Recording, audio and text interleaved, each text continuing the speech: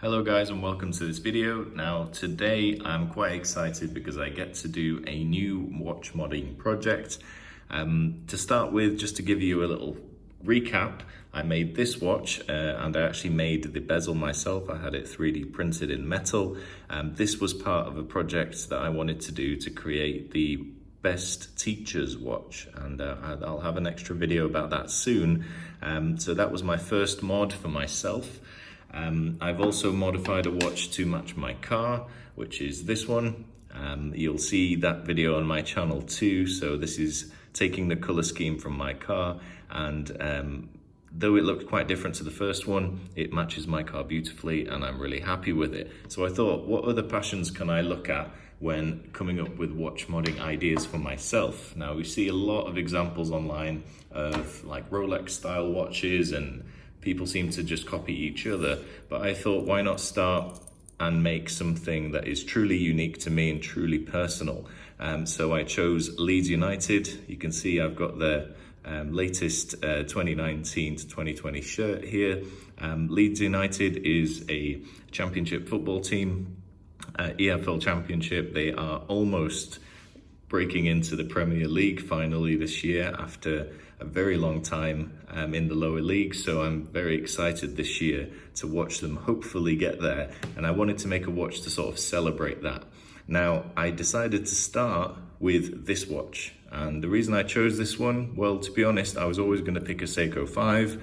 I like that they've got the correct movement, or the best movement in it already. I like the exhibition case back. I like the price. This is actually cheaper than an SKX now as well.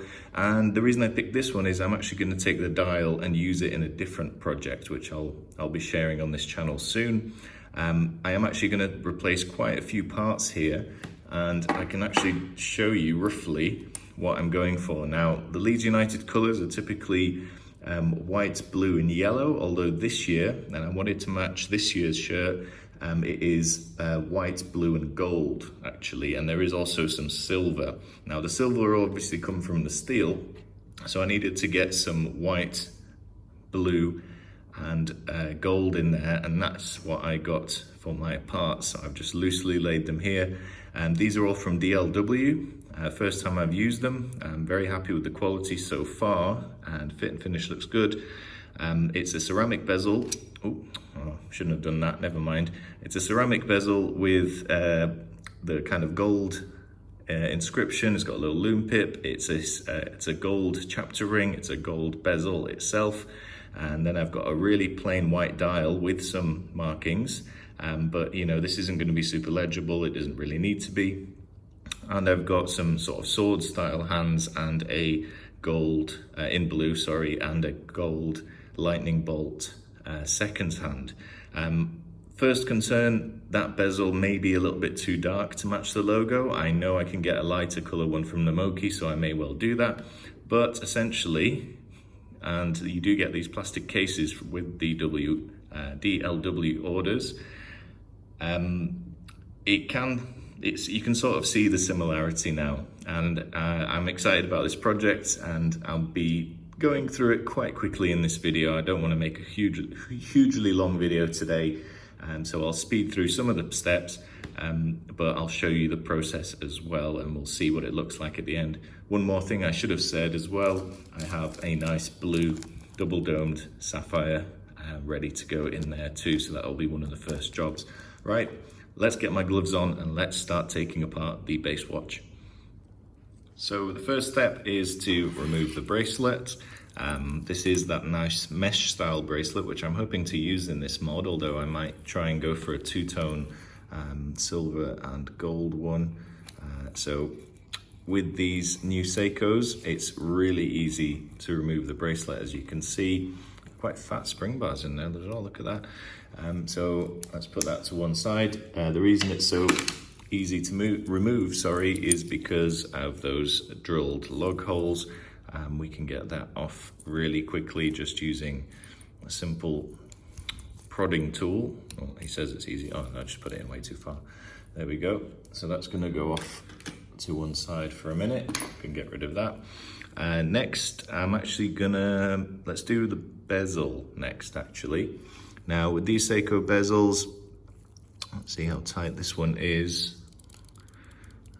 Sometimes you get to see a little bit of a gap, and then it makes it a little easier to find a good place to push in this type of case back opening tool.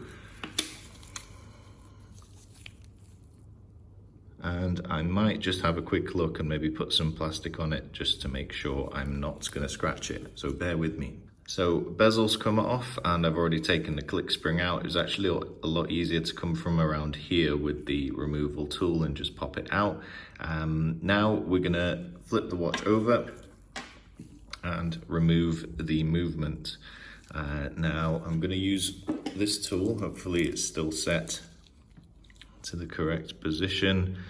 The first couple times I did this, I did put plastic all over it and everything. Soon I realized you really don't need to do that. I mean, there's nothing, it's really rare that the tool will pop out unless you're not very careful at all.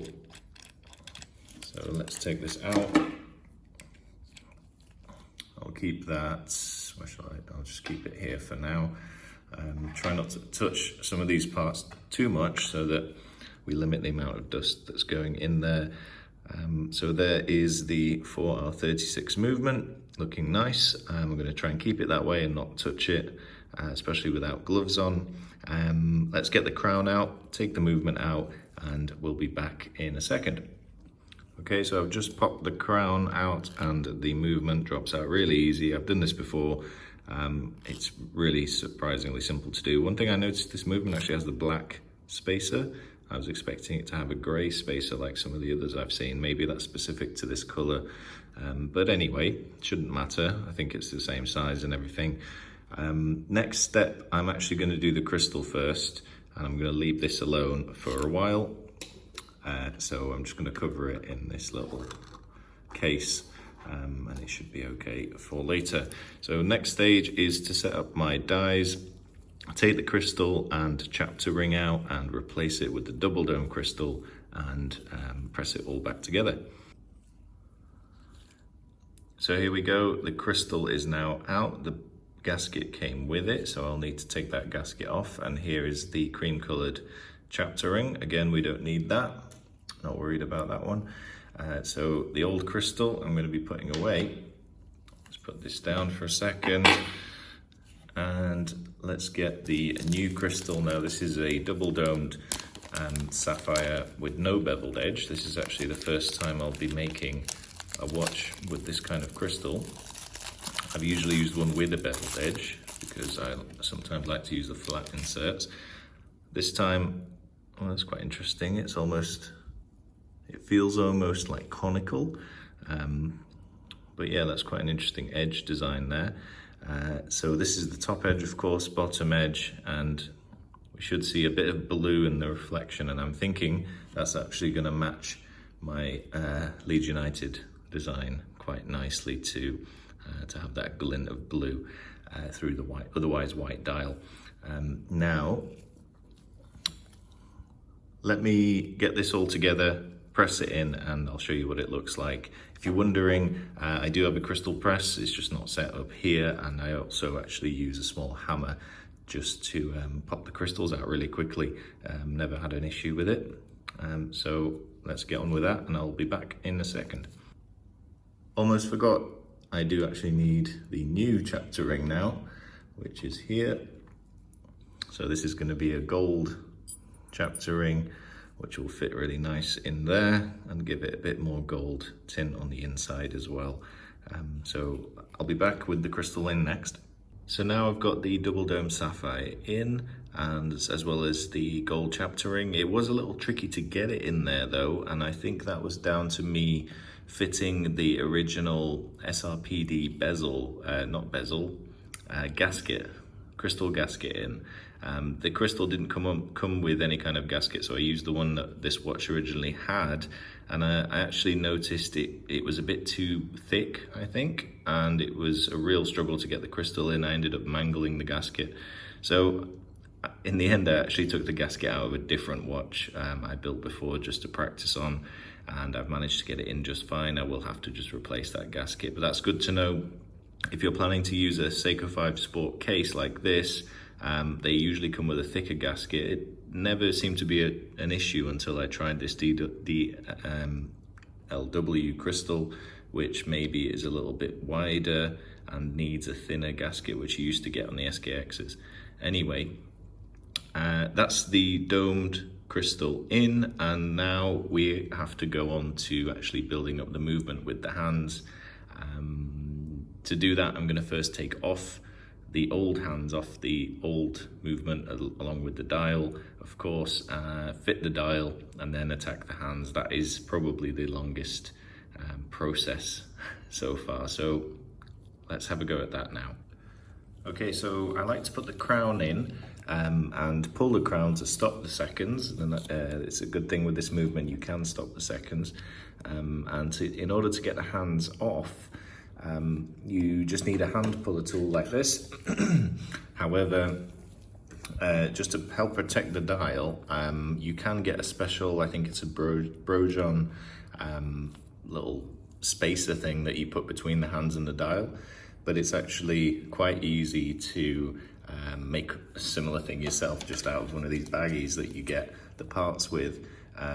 So all I'm going to be doing is cutting a little, let's cut my gloves, cut a little slit in there. Okay, so I managed to get it underneath the hands from the other side. So let's try and get the hands off. Okay, so I managed to get the seconds and minutes off, but not quite the hour. This hour hand is actually really low on this dial.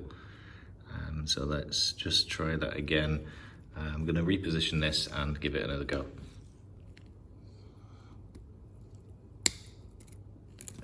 There we go, that's off. Now, fortunately, the dial itself is really easy. You'll probably spot around the edge somewhere there are little spacers, and it's actually really quite straightforward once you've found one of them, like here, to just lift it off, and it should just pop off quite easily. Let's try and find the other spacer on this side. I'm just using a spring bar tool to help. There we go. So there's the old dial. I'm going to put that safe somewhere. I'm going to use it in another watch. Next, we'll be back to put in the new dial first of all. So here is the new dial I'll be using. It's just bright white. It does have some markers on there that are sort of applied, but it's pretty much a sterile dial. On the other side, you've got the different feet to use depending on if you've got a 4 o'clock crown or a 3 o'clock crown. Now ours is going to stay 4 o'clock, so I'm just going to remove the ones that are furthest away from the 3 and furthest away from the 9, and that should allow it to be positioned exactly right on this movement. Let's check that again. I was worried about doing this, but all I do is just grab hold of the one I don't want, wiggle it, and it pops off. It does leave a little mark, but there's plenty of space inside the movement or around the edge of the movement, so that really doesn't matter. You don't need to worry about filing it so much. These have come out pretty smooth, so that's fine. So you can see there's a hole there for this to line up into, and another hole on this side. So there we have our dial in place, nice and easy. Now the hard part is getting the hands on. So if you remember, I've got one of them's upside down there, but they are blue hands and a gold seconds hand. I'm worried about the gold seconds hand because it is very fragile. The hour and minute should be a little more straightforward, but I'm going to be starting with the hour, and I'm just going to point it to 12. And I'm going to be using some Rodico, this stuff. If you make little pieces of it, this really helps. This is just blue tack essentially. It really helps position hands. So that's what I'll be doing, but I can't really do it in this position, so I'll be back when the hands are on. Okay, so I've got the hands on. Quite straightforward actually this time. I think I'm getting better. The Rodico definitely helps in holding them in the right positions. I do use a hand pressing tool, just a simple one, to get that. One thing I realized actually, which surprised me, was that this dial is actually loomed. It's not super strong loom, but I'm really pleased that at night this is going to glow up and actually be more legible, and I think that's a really nice touch. I didn't realize that at first. I would have definitely chosen this dial knowing that it was loomed, so pretty impressed there. And the blue hands, you can see, have got a slightly stronger, slightly different color, I think, loom as well. We'll have to check it properly later. When you're putting hands on, one little test you can do is to set the hour and minute to 12 on the dot, about there, and you can see mine lined straight up. Also, of course, by pressing in the crown, you get to see that second hand, and you can have a look at the side profile to make sure none of them are overlapping or hitting each other or anything. But I'm really quite pleased with myself there. I think this has been successful so far. So let me just check. Yeah, no, I thought there was something hitting the seconds, but I don't believe there is. So I think we're all good to continue. I'm really liking this color scheme too. This really matches up with the shirt well. Let's see if the bezel fits it as well as everything else does. Now, in order to get the movement back into here, all we really need to do is make sure this is super clean. So it's going to be a combination of a polishing cloth, a little blower tool, and the Rodico, which I'll get, just to get rid of any smudges, fingerprints, and most importantly, dust from in here. Because the chapter ring is completely polished, I don't need to worry about lining it up. So this will probably be hopefully the last time I actually put the movement back into this watch, so I want to make sure it's spot on the first time. Okay, so the case is clean, and I'm going to be putting the movement with the hands and everything back in. I like to do this upside down, so the crown's up here. So all I need to do is take the movement, find 12. It's a little harder to, actually it's already upside down, 12 is down there, it's quite hard to see on this dial.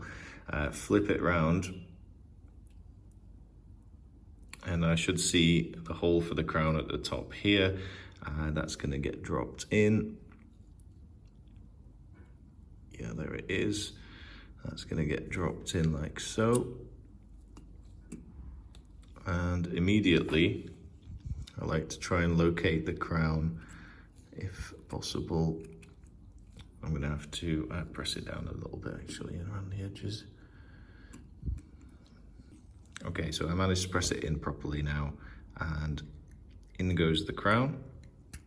That should just sort of press in. Sometimes you might need to wind it a little bit to get it to seat properly. And now I like to just go around and just press on the plastic part around the edge, make sure it's nice and flush before we get a first look at the movement and, the dial inside the watch case. And I think that looks really good actually. I'm really quite pleased with that. Really plain and simple, but a nice color scheme, and I love the fact that those numerals are loomed. You can see the gold and blue dancing around inside there with the blue AR crystal, and the white dial and the gold chapter ring I think really helps that style as well. I can't see any dust or anything. I'm just gonna have another close look at it and clean it up. Then the next stage is the bezel, and we're actually almost done.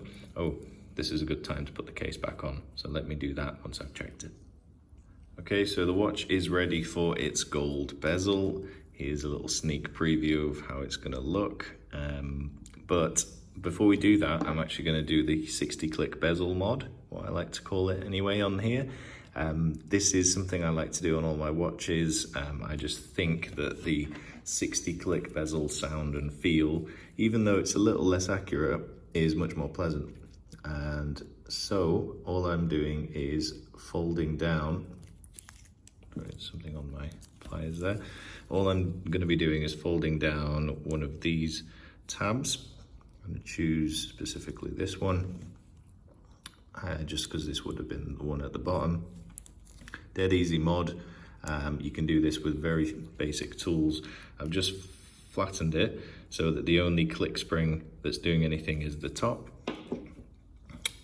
We're going to drop that in. And make sure that's nice and pressed into those grooves. Sometimes this dances about a little bit and it means that your bezel doesn't fit on properly. Now the bezel, I've gone for a DLW coin edge gold plated bezel.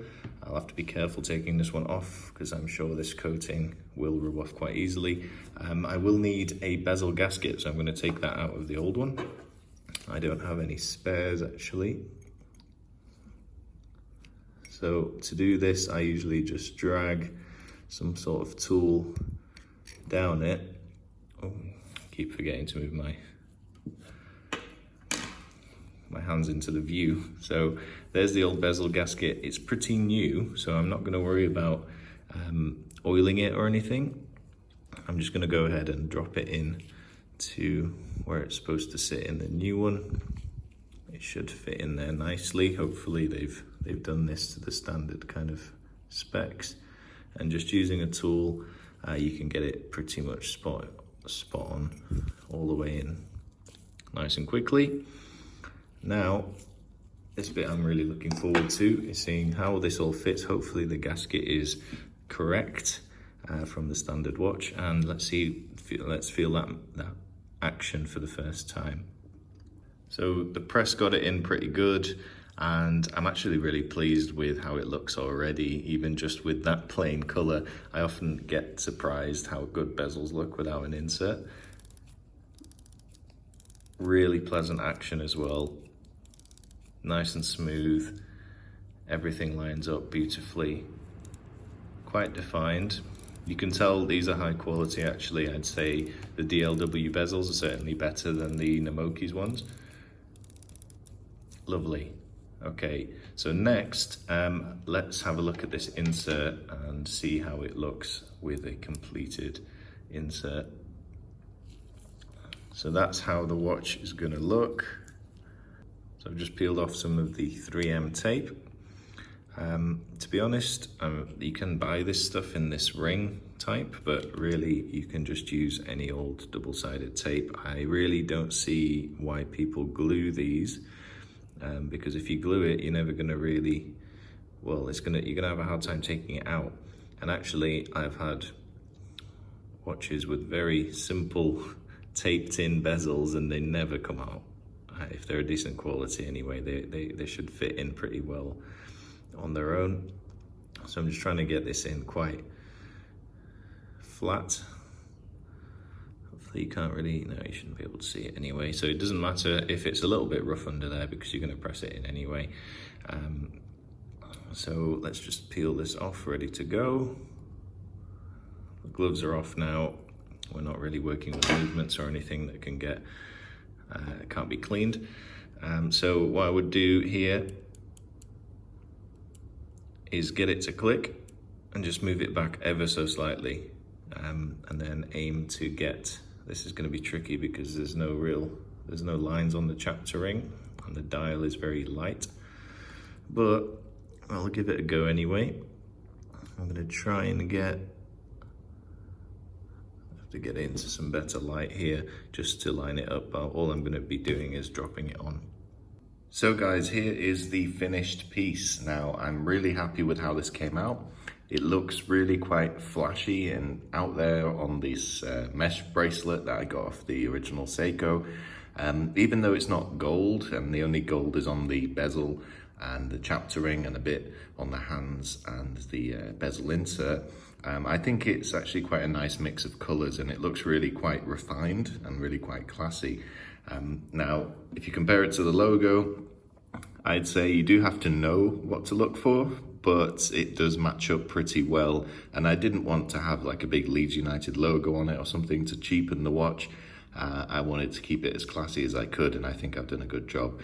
The only thing is the bezel is a little darker blue than I was expecting.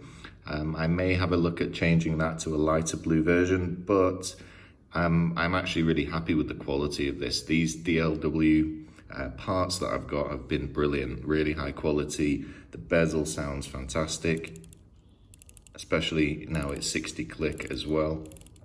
So we're really happy with the bezel action on this. And the dial, I was really pleasantly surprised as well that this is actually loomed. I didn't think it was loomed. I thought those indices were just raised a little bit. It's actually reasonably easy to tell the time too, not just because of that dial and those sort of faint indices, it's more about the bezel. I could actually change this to like a 12-hour bezel, and then you don't need to worry about the dial too much. Let's see if I can get these. There you go. You can see that there is a little bit of loom there. It's not super strong. It is a slightly more greeny loom compared to the hands. The camera does accentuate that difference a little bit, but it does match up nicely, and I'm excited to wear this one out and about and see how it shines as soon as I enter the sports bar to support my team. So there we have it, guys. That is the Leeds United limited edition 1 of 1 watch I created purely for myself and my passion for this team. I'll be wearing it this weekend in support. I really hope that Leeds managed to get that promotion this year, and I hope you guys can, if you don't follow football, fair enough, but maybe you can be an honorary Leeds United supporter. If not, it's well worth a watch, a really exciting time. So let's stick it on the wrist. Now, the watch has a lot more presence now, just because of that double dome sapphire. The coin edge bezel widens the watch quite a lot. Yeah, the dial sort of real estate grows because of that crystal as well. So actually this fits me a lot better, or at least it feels like it fits me better now. I have got quite large wrists, so I can pull watches like this off quite easily. The strap I'm really pleased with. I said that in my original review. I think it matches this kind of flashy style of the watch quite nice. I might try this on a few different bracelets and straps as well and see how I go. But one thing I do wish this strap had was a bit of a taper. And that's one thing that Seiko never seemed to do. And just with a slightly tapered strap, like you might get on a Breitling, Super Ocean Heritage or something like that, this is going to look awesome. So I might look out for one of those as well. In the meantime, marching on together, Leeds, Leeds, Leeds, and I'll see you next time. Like and subscribe if you followed this mod and you enjoyed it.